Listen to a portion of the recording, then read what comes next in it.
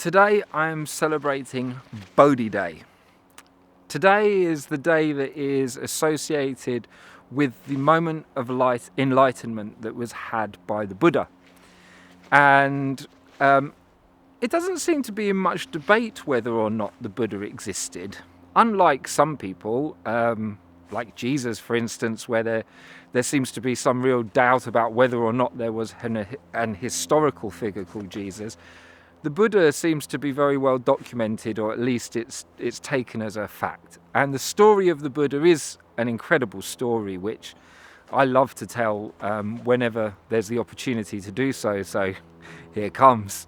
It's the story of a boy who is born to the archetypal father who wants to spoil his child completely. He wants this child to have an upbringing that is utterly perfect. No illness, no sickness, no want for anything whatsoever. And so he builds for him this incredible container, the pleasure palace, in which he finds every luxury one could imagine. Obviously, this particular kingdom of India was doing very well at that time, and he didn't want for anything, every food, every comfort, and he remained in the pleasure palace. It was in this way, it's a story similar to the Garden of Eden, because although he had everything, he was somewhat confined to this particular garden, and he never saw death, he never saw sickness, because anyone who was ill or old was ushered away, kept out of sight, out of mind. And it was only, I believe, on his 8th birthday or at some point where he leaves the pleasure palace to venture outside for the first time, and he's taken in a caravan, not like the caravans of today, but I imagine hoisted on people's shoulders and carried in a veiled container. As he goes through the streets, he sees for the first time an old person and asks what's happening, and sees sick people and asks what's happening, and suddenly realizes that the whole of his life up to that point has been veiled, that he's never glimpsed the truth of reality. And suddenly, with that realization, he's filled with revulsion for his experience and desperately wants to pierce the truth of what it is to be alive.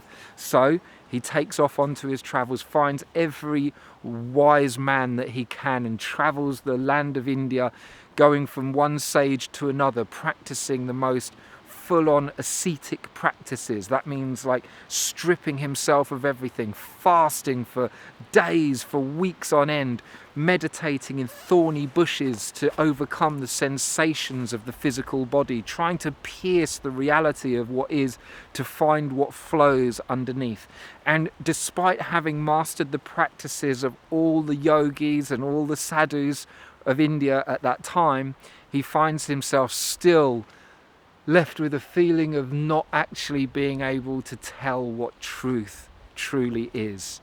And finally, in a fit of frustration, or perhaps exhaustion, sits down under the Bodhi tree, breathes, and in just observing what is, in just observing his breath,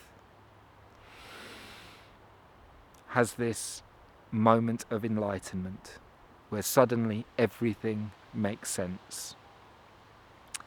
And he then embodies that practice, shares it with other people, and goes on to become the Buddha as we know of him today, advocating a practice of simply watching the breath and the endless tides, the flowing in and out of reality that is in itself the bearer of a great truth of what it is to be alive. So today I'm celebrating Bodhi Day, and I'm going to try and remember just to breathe and to be here and to appreciate what it is to have a body, to have a mind, to have a spirit, and this incredible physical world around me. So celebrating Bodhi Day.